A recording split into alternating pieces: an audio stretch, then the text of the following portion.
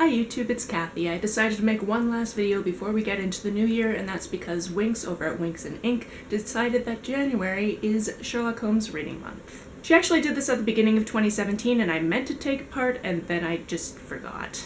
Sorry. But when I saw it was coming around again, I said, yes, I will do that thing. I just have to find some things to read. So this reading challenge is pretty open. Basically just read anything Sherlock Holmes related and you've done it.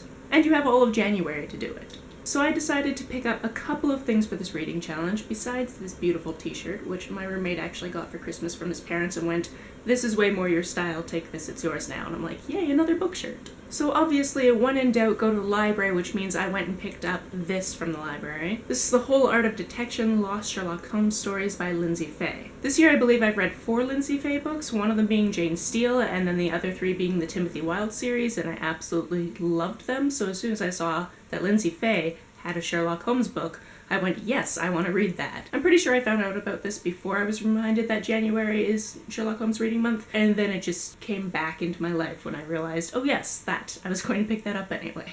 So this book is actually split up into 4 parts: Before Baker Street, The Early Years, The Return, and The Later Years, and each of these have little stories, so this isn't one book, this is a whole bunch of little stories. And I'm very excited to read them. The other item I actually picked up on Boxing Day, and my dad happened to pay for it because he's the one with the Costco membership. And that's this beautiful edition of The Adventures of Sherlock Holmes and Other Stories by Sir Arthur Conan Doyle. Firstly, look at these edges. They're gorgeous. But then you open it up to the end papers.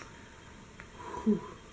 I have such a love for end papers. If you follow me on Instagram, you know this. So this bad boy is 1,000 pages and quite heavy. So I think I'm going to dip in and out of the original stories. I believe the only one I've read, and I only read it because I saw a stage production of it as well, is Hound of the Baskervilles, so I think I'm going to try to read other ones. I think I might have also read a couple of the other ones. I know I've tried to read some of the other ones, but I can't remember which ones, and it's been a while, so I'm going into this with pretty fresh eyes. And then for me, of course, it wouldn't be a Sherlock Holmes month if I didn't rewatch some of the BBC Sherlock. Let's be honest, any excuse to rewatch Sherlock is a good excuse. The details on this book are just so pretty. And there you have it. That is what I'm going to try to get through. I don't know if I'm going to get through everything in here, but I'm gonna read a fair amount, I think. How about you? What's your favorite Sherlock Holmes story? Let me know about it down in the comments below. On the way down to the comments, if you hit that subscribe button, that would be very nice of you. You can like and share this as you see fit, and I will see you next year. Bye!